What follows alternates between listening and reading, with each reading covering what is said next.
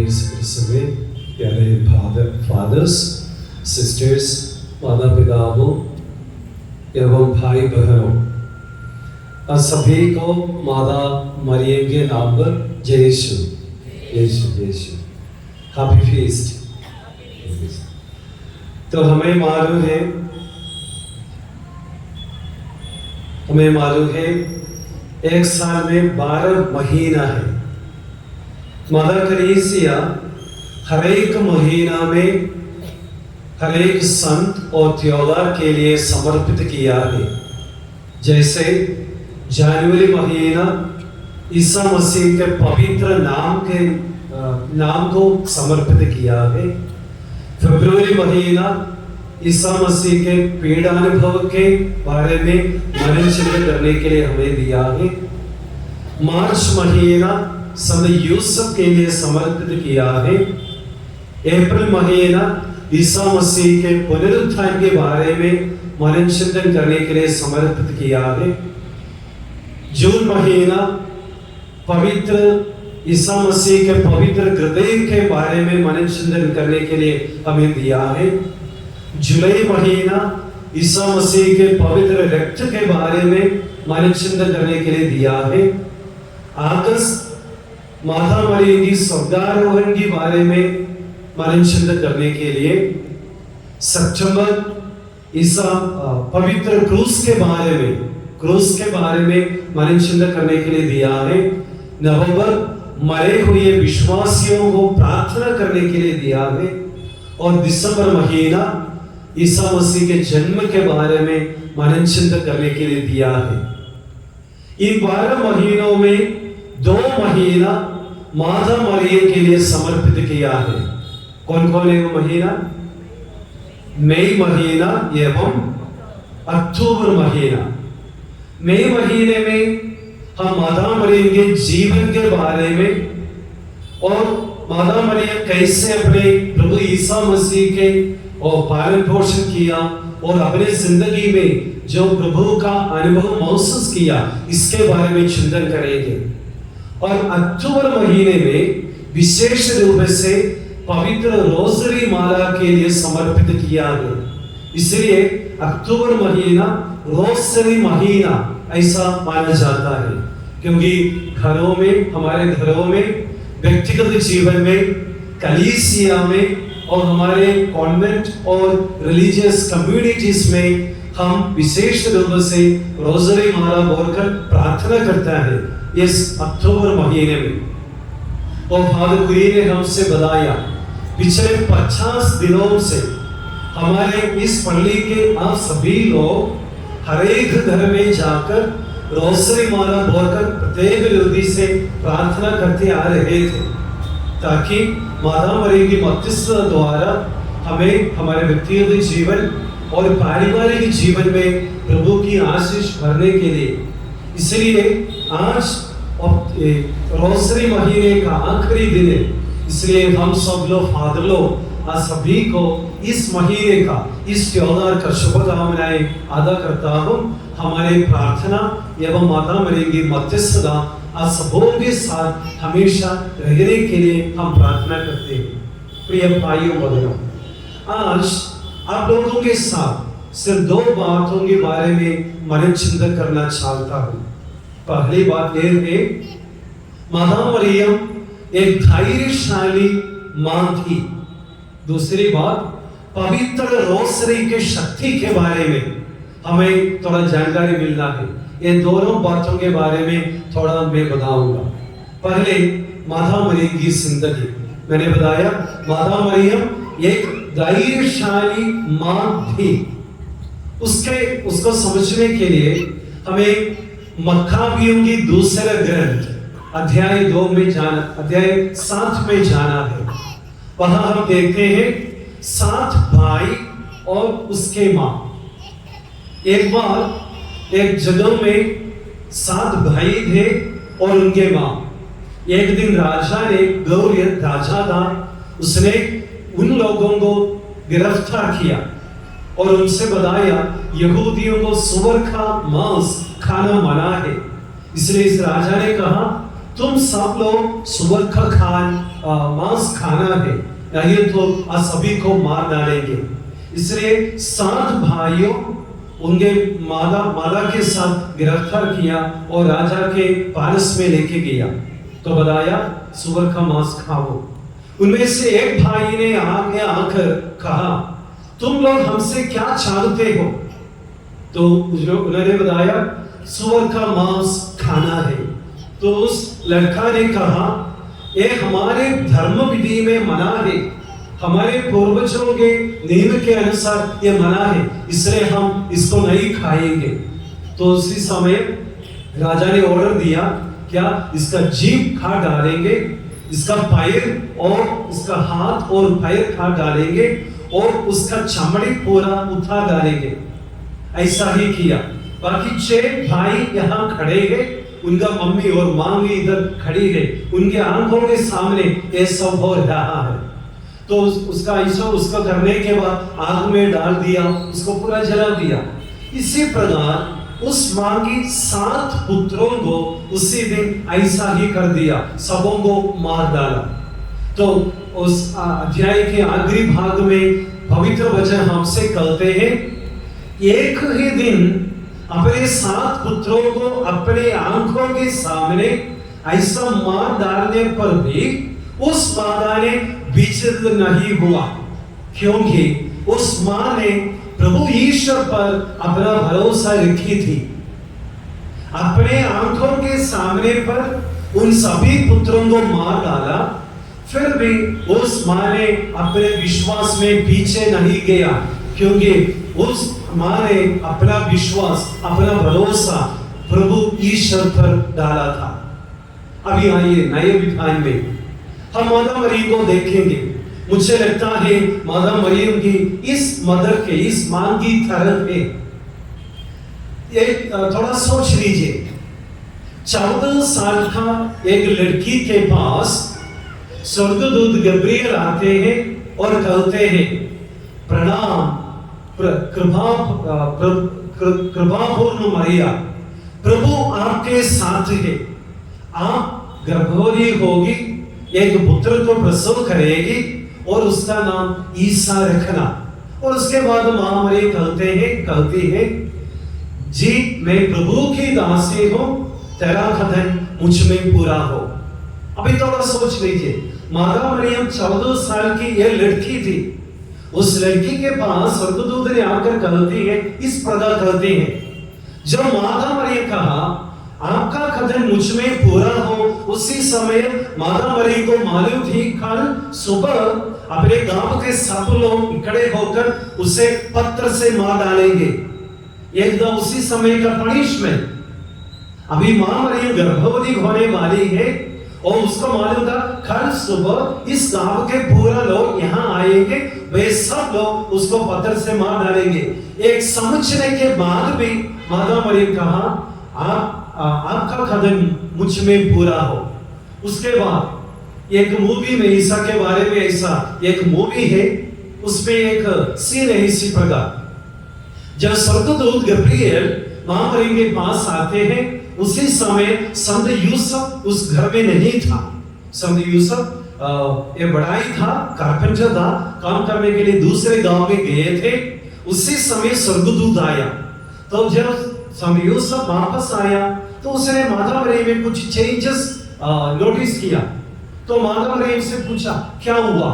मादा मरियम कुछ नहीं बोलती है और संत यूसुफ कहते हैं मेरी मुझे बोलिए आपको क्या हुआ? मादा मरियम कुछ नहीं, डर की वजह से मां मरियम कुछ नहीं बोलती है। तो यूसुफ को इतना निराशा और क्रोध आता है, तो उसको उस रात को घर छोड़कर अपने आजू बाजू में एक छोटा गार्डन है, वहां रहने के लिए जाते हैं। उसी रात में स्वर्गदूत आकर संत यूसुफ से कहते हैं, यूसुफ डरिए नहीं, जो पुत्र मां मरियम के तुम्हारे पत्नी के गर्भ में है वो पवित्र आत्मा से हुई है, आप उसे अपने पत्नी के रूप में स्वीकार करने के लिए डरे नहीं। तो संत यूसुफ वहां से उठते हैं और मां मरियम को अपने स्वीकारते हैं। तो मां मरियम को मालूम था संत यूसुफ अपने आप को त्याग डालेंगे, क्योंकि वो था उसी समय का पनिशमेंट। और पति को उसका अधिकार था उसको त्याग करने के लिए। वो मालूम होने के बाद भी माता मरियम ने स्वर्गदूत से कहा आपका कथन मुझ में पूरा हो, क्योंकि उस वचन जो स्वर्गदूत ने कहा प्रभु तुम्हारे साथ है, वो मां मरियम के दिल में थी हमेशा। और उसके बाद हम देखते हैं प्रभु ईसा मसीह को जन्म देने के लिए वे लोग बेथलेहम में एक घर ढूंढते हैं, लेकिन उसको नहीं मिलते हैं। बहुत सारे कठिनाइयां उसको महसूस करना पड़ा वहां बेथलेहम में। फिर भी माता मरियम को हताश नहीं हुआ, निराश नहीं हुआ, क्योंकि उसको मालूम था प्रभु उनके साथ था। और उसके बाद ईसा मसीह को जन्म देने के बाद हम देखते हैं हेरोद ईसा मसीह को मार डालने के लिए कोशिश करते हैं। उस समय स्वर्गदूत आके कहते हैं उठो, वो बालक और उसके मां को लेकर मिस्र देश में चले जाओ। कम से कम 70 किलोमीटर था बेथलेहम से वो इजिप्ट तक, मिस्र देश तक जाने के लिए। और उस रात में वे लोग वहां जाते हैं। बहुत सारे डिफिकल्टीज मां मरियम को, बहुत सारे प्रॉब्लम्स मां मरियम को उस जर्नी में महसूस करना पड़ा, लेकिन माता मरियम ने निराश नहीं हुई, क्योंकि उसको मालूम था प्रभु आपके साथ है, मेरे साथ है। और उसके बाद 2 साल मिस्र देश में मां मरियम समधी यूसुफ और बालक यीशु रहा। उसके बाद स्वर्गदूत कहते हैं हेरोद मर गया है, इसलिए वापस जाओ। फिर वहां से रिटर्न जर्नी, वहां भी बहुत सारे डिफिकल्टीज थे, लेकिन मां मरियम वो भी स्वीकार करते हैं, क्योंकि उसको मालूम था प्रभु उनके साथ थे। और वहां मारने के बाद हम देखते हैं मां मरियम अपने पति यूसुफ और बालक यीशु के साथ नासरत में जाकर वहां रहते हैं 30 साल तक। अभी सुसमाचार में 12 साल के बाद, ईसा के 12 साल के बाद 30 साल तक उम्र तक कुछ जानकारी नहीं है। इस 30 साल ईसा मसीह अपने मां और अपने पिता के साथ नासरत में था। और हमें मालूम है एक मां को कई तरह की कठिनाइयां जब पारिवारिक जीवन बिताते हैं उसी समय उठाना है। बहुत सारे काम है, बहुत सारे तकलीफ है पारिवारिक जीवन में। मां मरियम के जिंदगी में भी ये सब थे, लेकिन मां मरियम उन सबको अपने जिंदगी में स्वीकार किया, क्योंकि मां मरियम को मालूम थी प्रभु उनके साथ है। और उसके बाद 30 साल होने के बाद हमें मालूम है ईसा मसीह अपने पब्लिक लाइफ शुरू होता है। तो उसी समय मां मरियम भी अपने ईसा मसीह अपने पुत्र के साथ पीछे हो लिया। तो हमें मालूम है वो क्रूस के रास्ते पर मां मरियम अपने पुत्र के पीछे है, क्रूस के नीचे खड़ा करना पड़ा। और ईसा मसीह के मृत्यु के बाद अपने गोद पर और ईसा मसीह को he was laid on the lap of Jesus। लेकिन मां मरियम और जब इस स्वर्गदूत से कहा आपका कदम मुझ में पूरा हो, उसी समय से ईसा मसीह के मृत्यु तक, मरण तक ईसा मसीह के पीछे एक अच्छा डिसाइपल्स के रूप में मां मरियम चलते थे। कभी भी विचलित नहीं हुआ, क्योंकि उसको मालूम था प्रभु उनके साथ थे। प्यारे भाइयों बहनों, एक साल में 365 दिवस है। हमारे पवित्र वचन में 366 बार प्रभु ईश्वर हमसे कहते हैं डरो नहीं, मैं तुम्हारे साथ हूं। भाइयों बहनों, ये वचन के अनुसार ईसा प्रभु मां मरियम अपनी जिंदगी बिताई। इसी प्रकार आज भी हम सब लोग बहुत सारे समस्याएं महसूस कर रहे हैं। हमारे व्यक्तिगत जीवन में होगा, पारिवारिक जीवन में होगा, कम्युनिटी लाइफ और सामुदायिक लाइफ और जिंदगी में होगा। बहुत सारे कठिनाइयां हैं। हमें कभी भी हताश नहीं होना है। मां मरियम जैसा हमेशा अपने आप को बोलना है मैं अकेला नहीं, प्रभु ईसा मसीह मेरे साथ है। ऐसा एक विश्वास हमारी जिंदगी में होता है तो हमको धैर्य मिलेगा, हमको करेज मिलेगी। इसके लिए हम प्रार्थना करना है मां मरियम की मध्यस्थ द्वारा। अभी दूसरा बात यह है रोसरी माला के शक्ति के बारे में। हमें मालूम है रोसरी का उद्भव कैसे हुआ। प्रारंभिक कलीसिया में ऐसा कॉन्वेंट्स और मंक्स थे, वे लोग दिन रात प्रार्थना करते थे, बहुत सारे प्रार्थनाएं थे, और प्रार्थना बोलने के बाद उसको गिनने के लिए वे लोग ऐसा पत्थर यूज करते थे प्रार्थना को गिनने करने के लिए। तो कई सालों के बाद तो ये monks means fathers and sisters और विश्वासीगण ऐसा निर्णय लिया, हमारे पवित्र वचन में स्तोत्र ग्रंथ में 150 अध्याय है, इसलिए हम इसको दोहराएंगे। उसको दोहराने के लिए मोतियों का एक माला बनाया, उसको 1 2 3 ऐसा दोहराने के लिए हर एक अध्याय को पढ़ने के बाद एक मोती को ऐसा करते थे। और बहुत सारे सालों के बाद ऐसा एक प्रॉब्लम आया, कई लोगों को लिखना और पढ़ना नहीं आता है, तो वे लोगों को बाइबल पढ़ना मुश्किल है, इसलिए क्या करेंगे? तो एक निर्णय लिया, अभी से हम जिन लोगों को लिखना और पढ़ना नहीं आता है वे 150 है हमारा पिता बोलना है, उसको और गिनने करने के लिए एक माला था, मोतियों का माला था। तो सदियों ऐसे चालू था, लेकिन रोसरी माला का उद्भव 13वीं सदी में हुआ संत डोमिनिक द्वारा। आप लोगों को सुना होगा कैसे रोसरी माला का उद्भव हुआ है।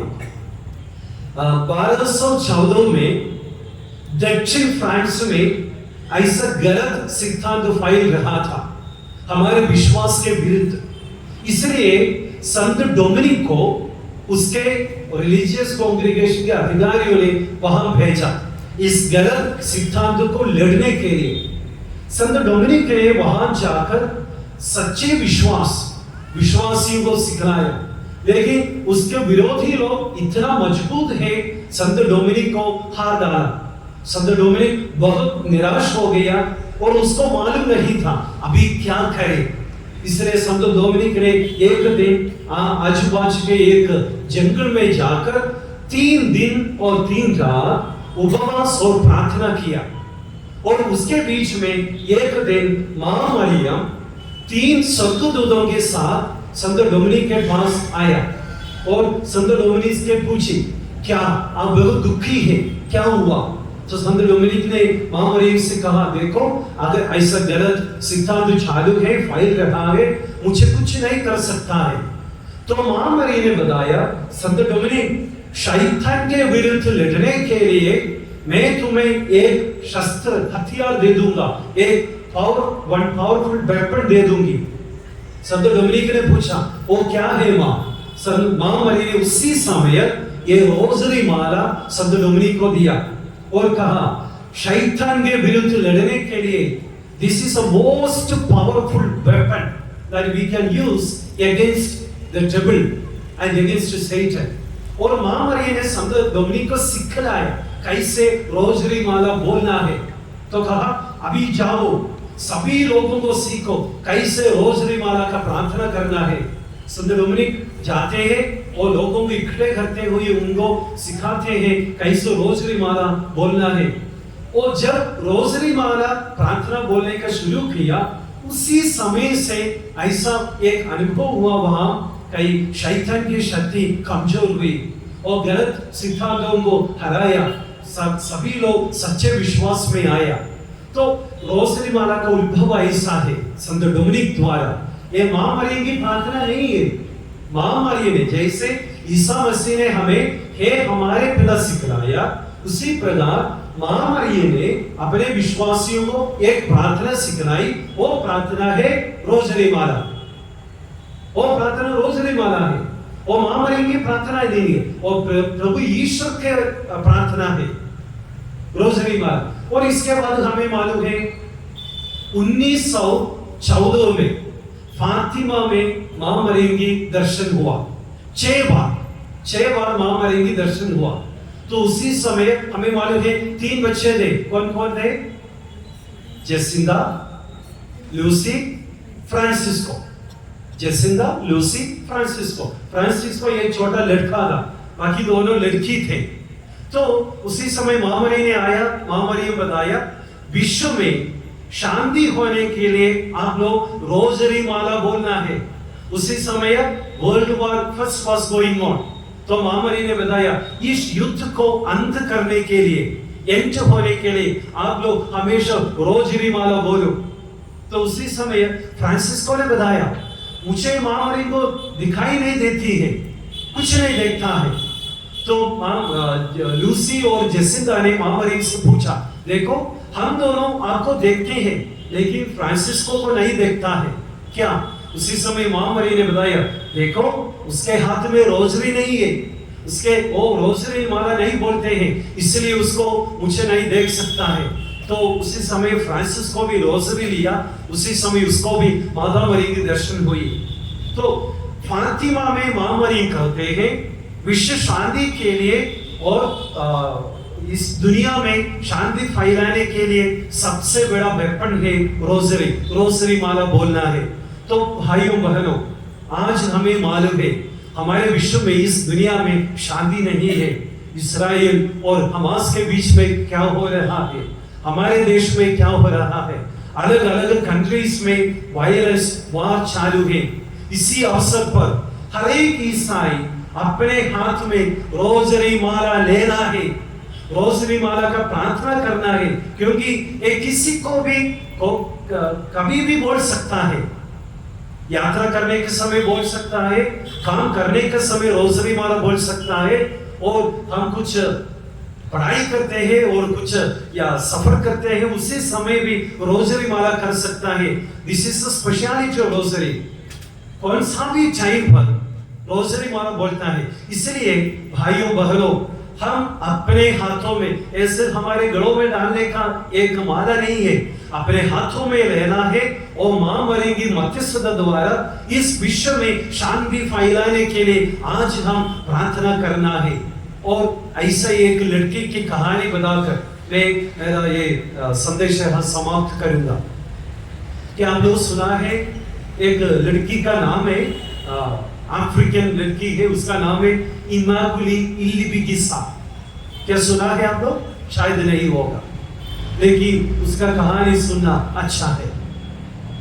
इमाकुली इल्लिबिगिसा एक 24 साल की लड़की थी और अफ्रीका में रोवांडन जेनोसाइड, शायद आप लोग सुना होगा, रोवांडन नरसंहार, जिसमें 10 लाख लोगों की मृत्यु हुई। 1 million people were brutally butchered in that Rwandan genocide.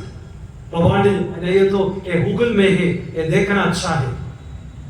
ये नरसंहार, रोवांडन नरसंहार 1994 में हुआ, 1994 में रोवांडा में हुआ। इसका कारण ये था, रोवांडा इस राज्य में 2 ट्राइब्स थे, 2 जाति थे, हुटू और टुट्सी। ठीक है, एक जाति का नाम था हुटू, HUTU, और दूसरा जाति का ट्राइब का नाम था टुट्सी। ये दोनों के बीच में कई सालों से दुश्मनी थे। इसलिए 1994 में हुटू ट्राइब से रोवांडन प्रेसिडेंट का चुनाव हुआ। उसके बाद एक दिन उसका मसाकर, उसका डेथ हुआ, मृत्यु हुआ। तो हुटू ट्राइब के लोगों ने बताया, टुट्सी ट्राइब के लोगों ने ये किया, ये गलत समाचार और खबर फैल गया। तो पिछले दिनों से हुटू ट्राइब के सब लोग अपने हाथों में तलवार और लकड़ी सब कुछ लेकर हर एक घर में जाकर जो लोग टुट्सी ट्राइब से थे उनको मार डालना शुरू किया। 100 दिन, 100 दिन ऐसा चालू था ये हंगामा। इसमें 10 लाख लोगों का मृत्यु हुई टुट्सी ट्राइब से। तो अभी इमाकुली इल्लिबिगिसा एक परिवार में थे, जिसका पापा मम्मी थे और उसके साथ 2 बड़े भाई और एक छोटा भाई थे। इमाकुली इल्लिबिगिसा तीसरी थी। तो एक दिन इमाकुली इल्लिबिगिसा से फादर को मालूम हुआ, आज रात में हुटू ट्राइब से लोग यहाँ आएंगे और हम सबको मार डालेंगे। तो इसलिए इस पिता ने, इसका सबसे छोटा भाई दूसरा राज्य में था, दूसरे कंट्री में था, वो सेफ था वहां। लेकिन अभी परिवार में 3 बच्चे, पापा मम्मी 5 लोग थे। इसलिए उसका पापा और मम्मी ने इन तीनों को बुलाया, दो बड़े भाई और इमागली इल्लीबिगिनास को बुलाकर कहा, देखो आज रात में हम सब मर जाएंगे, लेकिन मुझे एक चाहिए, आप लोग जीना है। मैं और आपके मम्मी को आज वे लोग हमारे शत्रु लोग मार डालेंगे, लेकिन आप लोग जीना है। इसलिए मेरा एक दोस्त है, एक प्रोटेस्टेंट पास्टर और हुट्टू ट्राइब का है, हमारे दुश्मन है, लेकिन मुझे भरोसा है वो मेरा दोस्त है, इसलिए आप लोग वहां जाने से आप सुरक्षित होगा, इसलिए जाइए। रास्ते के बीच में कुछ हुआ है तो हम स्वर्ग में मिल जाएंगे। तो ये कहकर इस पिता ने इन तीनों को बुलाकर कहा, रात में उस गांव की ओर चले जाओ। वो जाने का समय उस पापा ने, उस पिता ने इमागली इल्लीबिगिनास को बुलाकर कहा, देखो अभी हम कभी भी नहीं मिलेंगे, शायद स्वर्ग में मिलेंगे, क्योंकि वे लोग आज हमको मार डालेंगे, लेकिन मेरे पास आपको देने के लिए कुछ नहीं है, सिर्फ एक ही रोसरी है। ये रोसरी मेरे पापा ने मुझे दिया था, उसको उसके पापा ने दिया था, इसलिए सदियों का विश्वास इस रोसरी में है। अलग अलग रंग से बनाए हुआ एक अफ्रीकन रोसरी था। इस पापा ने इस रोसरी अपने हाथों में लेकर इमागली इल्लीबिगिनास को कहा, ये रोसरी माला पर अपना भरोसा रखो। इमागली इल्लीबिगिनास ने इस रोसरी अपने हाथों में लेकर उस दोस्त की ओर यात्रा की। सुबह वहां पहुंच गई, सूर्योदय के पहले वहां पहुंच गई। उस फ्रेंड के घर के वहां आकर दरवाजे में खटखड़ा किया। उस फ्रेंड ने दरवाजा खोलकर देखा, मैं उसका दोस्त का 3 बच्चे हैं इधर। तो इमागली इल्लीबिगिनास ने कहा, देखो हमको मारने के लिए हमारे दुश्मन लोग हमारे पीछे हैं, हमें थोड़ा please make us safe here. तो उसने बताया, देखो मैं हुट्टू ट्राइब का हूं, तो उनको मालूम है आप लोग इधर आएंगे, क्योंकि आपका पिता मेरा दोस्त है, तो मेरे लोगों को मालूम है आप लोग इधर आएंगे, तो आज या कल अपने दुश्मन लोग यहाँ आएंगे, वे लोग मुझे और आपको भी मारेंगे, इसलिए आप लोग कहीं पर जाइए। लेकिन इमागली ने कहा, कृपया अपने हमारे पापा को याद कर हमें थोड़ा जगह दीजिए अपना घर में। तो उसी समय उस प्रोटेस्टेंट पास्टर ने कहा, देखो आप दोनों बैठे हैं, लड़के हैं, आप अपना जिंदगी देखो, मैं इसको मेरे घर में इमागली इल्लीबिगिनास को मेरे घर में थोड़ा जगह दे दूंगा, क्योंकि मेरा घर इतना छोटा है। वो कहकर इमागली इल्लीबिगिनास को अंदर लेके गया। तो उसी समय उसके बाद 7 और विमेन उसके घर में आई, इस प्रोटेस्टेंट पास्टर के घर में आई, अच्छा सुरक्षित जगह देखने के लिए। इस पास्टर ने इमागली इल्लीबिगिनास के साथ वे 7 लोगों को अंदर लेके गया, लेकिन वहां कमरे थे, लेकिन उसको मालूम था हुट्टू ट्राइब के लोग यहाँ आएंगे इसको ढूंढने के लिए। तो उन्होंने क्या किया, उसके रूम में एक छोटा वॉशरूम था, एक छोटा टॉयलेट 3 बाई 4, उसका 12 स्क्वायर फीट, ठीक है, 3 फीट चौड़ाई और 4 फीट लंबाई का एक छोटा सा टॉयलेट था। तो इस पास्टर ने कहा, देखो मेरे घर में बाकी घर कमरे में आपके सुरक्षित नहीं है, लेकिन यहाँ रखो। देखो 8 लोग एक छोटा जगह में भी, इतना भी नहीं है, इतना भी जगह नहीं है, इस जगह में 12 स्क्वायर फीट में इस पास्टर ने अंदर डाला। उसके बाद उसका दरवाजा बंद किया, तो उसके बाद एक अलमारी को उठाकर इसके दरवाजे के सामने रखा, क्योंकि कोई आता है तो समझेंगे यहाँ डोर नहीं है, एक अलमारा है। ऐसे रखकर इस पास्टर ने कहा, मेरे पास खाना नहीं है, पानी नहीं है, जो मुझे मिलता है अगर मेरे पास है तो मैं दे दूंगा, नहीं तो आप लोग यहाँ रहना है। ये कहकर कभी कभी हफ्ते में 1 बार और हफ्ते में 2 बार उसको खाना और पानी देते हैं। इसी प्रकार प्यारे भाइयों बहनों, 91 डेज, 91 दिनों में ये 8 स्त्रियां इस छोटा सा टॉयलेट के अंदर थे। 91 डेज। और जब इस नरसंहार समाप्त हुआ, लोग इधर आया, इसको मालूम हुआ इसके अंदर एक टुत्सी का लोग है, उसको बचाने के लिए आया। उसी समय पूरा they became like a skeleton, no contact with outside world, and they were mentally suffering. वे लोग बाहर नहीं देखा for 91 days, उसको नहीं मालूम था क्या हो रहा है बाहर। तो ये सब होने के बाद इस रिपोर्टर्स ने आकर एक इमागली इल्ली बिगसों को कहा, देखो आप लोग 92 डेज इस टॉयलेट के अंदर थे, खाना नहीं मिला, पानी नहीं मिला, बहुत दिक्कत था, लेकिन कैसे आप लोग इसके अंदर सरवाइव किया। तो उसी समय इमागली इल्ली बिगसा ने अपने हाथों में और रोसरी लेकर इन रिपोर्टर्स के दिखाते हुए कहा, ये था मेरा strength, this is the secret of our survival. जब हमको खाना नहीं मिला, पानी नहीं मिला, बाहर के लोगों को बात नहीं हुआ, उसी समय रोज हम हजारों रोसरी बोलते थे। ये साथ लोग ईसाई लोग नहीं है, कैथोलिक नहीं है, प्रोटेस्टेंट है, दूसरा कुछ जाति का है।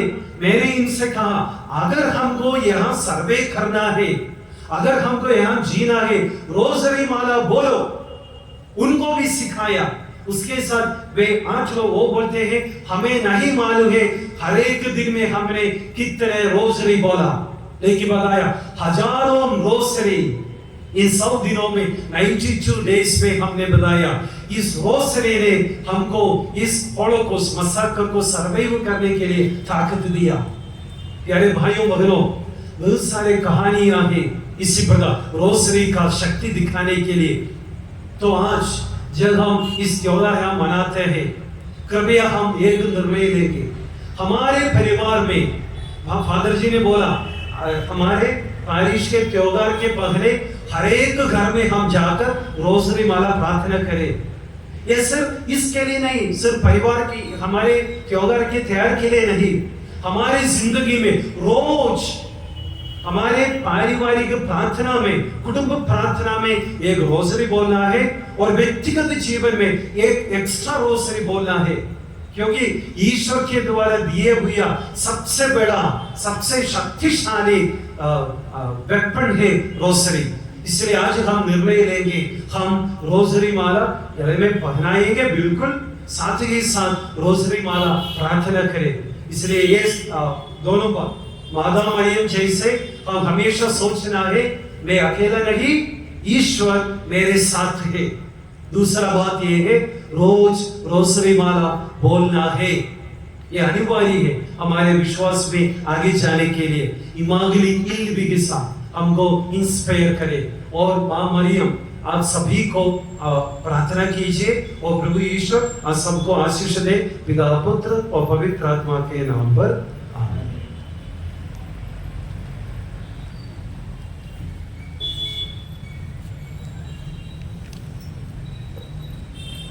हम सब आनंद और प्रत्याशा के साथ प्रभु से कहे, हे प्रभु हमारी प्रार्थना सुन।